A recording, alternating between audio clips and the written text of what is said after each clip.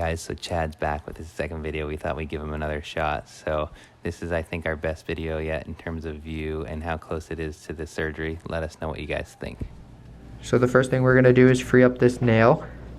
You can see that it's pretty deep and ingrown there. So that's where she's getting all of her pain from, because the curvature of this nail is offending her by causing all this inflammation and pressure. So she's having a hard time wearing shoes. So what we do is we find the underside of the nail and we free it up. Sorry, you need to be done now. Just tell me. It's okay. And we find that edge and we track it all the way back into the matrix. So you see that little extra push? You could feel that. They say it feels like when you're cutting celery. It feels like something, you just feel the resistance. That's how you know you're through. So then you're freeing up all the edge. And then one more time. There we go. So you can see how far that goes in. And then when I take this out, you'll get an idea of how deep it goes. So, about that. So.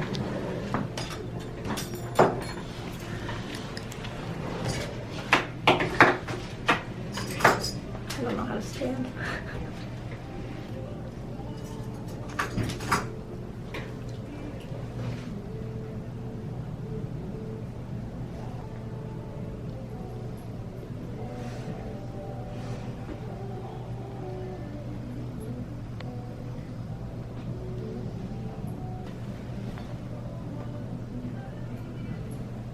It was broken.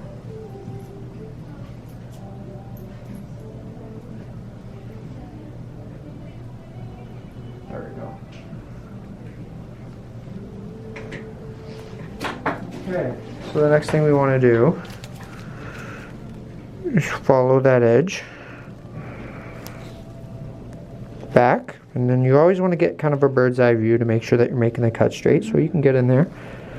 You can see that we want this to be straight and not wedged. So we make our cut.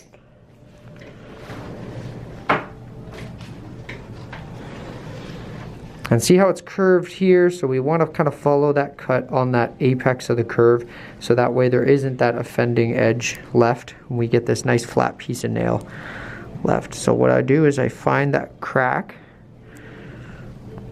in the nail, and you want to track it back into the matrix to continue the cut. So you get to about there, and you'll feel it too, so it gives you an idea that you're going through the nail. What I like to do is kind of just check, make sure that it's nice and smooth with my elevator. Go in, free it up a bit more so it has a smoother exit when we take it out. Okay. So now we use a hemostat, or the forceps, sorry. And we rotate. So this is where the nail will come out.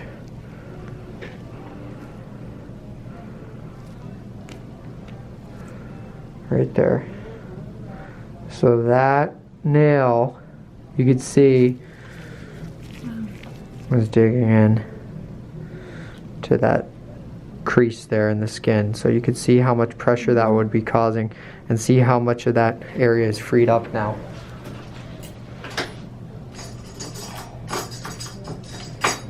Okay. Yeah. Doing well. So one thing I always like to do is kind of check to make sure. So if you can see down there, maybe just try and get in a little more focus.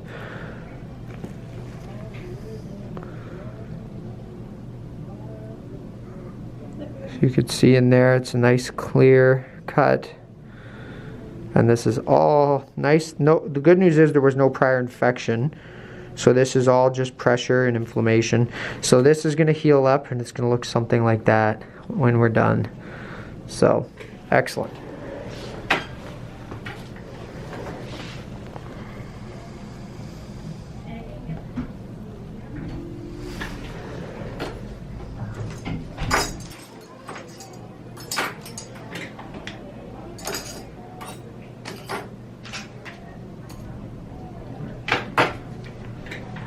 So now we need to get a bloodless field as best we can to make sure that the phenol will work.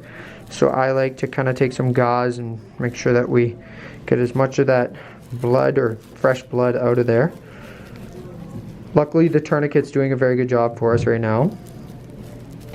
So we should be able to clean this up pretty nicely with some phenol and do the matrixectomy.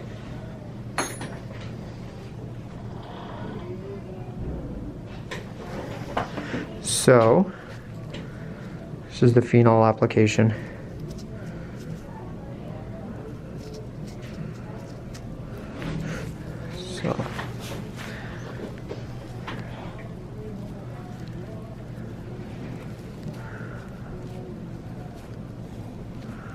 So it's really important that we get the matrix well, because if not, what can happen is a piece of that nail spike might grow, or you might get regrowth, and it ends up puncturing through the skin like a little spike.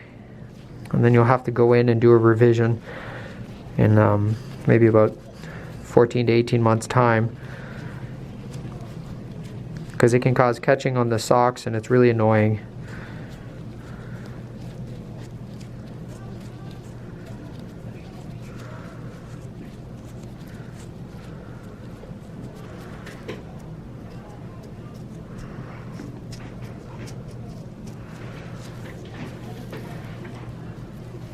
How you doing up there? I'm doing great. Excellent. There's one application done.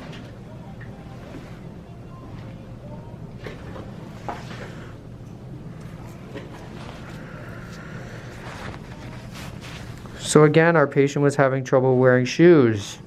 There was a lot of pressure, and it can really affect your day-to-day life. If you can't wear shoes outside without pain, that can become quite an issue. And you can see it's just the way that this nail is shaped over the years. Usually it can be just a genetic way the nails are formed, and then eventually you get enough pressure over the years that it causes that pain in this groove, and you need to have a minor little surgery like this to help alleviate that pressure. So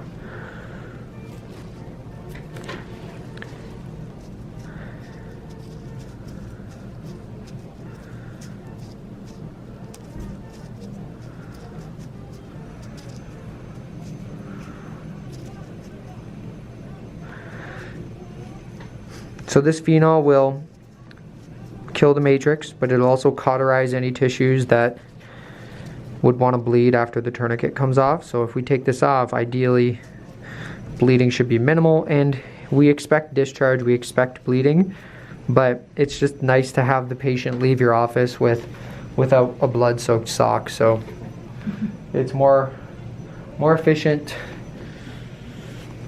to have a nice clean dressing than something that they take off once they get home because there's too much blood. So this is also important for that reason.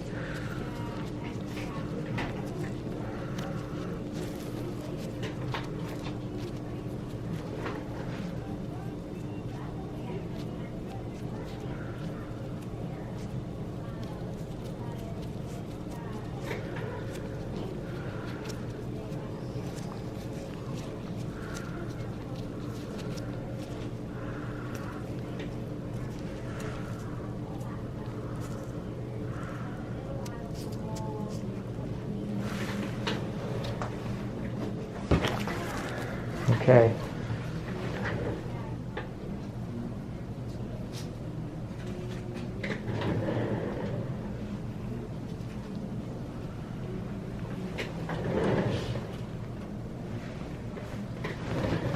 So to neutralize that chemical, what we do is we just put some IPA alcohol on it. Get it in the sulcus.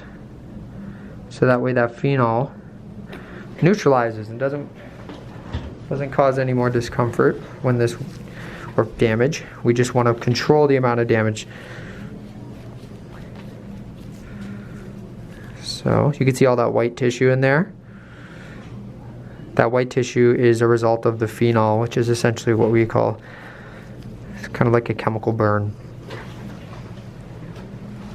So we're going to take off the tourniquet. assess any discharge and dress it up as needed. So you can start to see a little bit of discharge coming through. If that happens, it's expected. This is actually very good.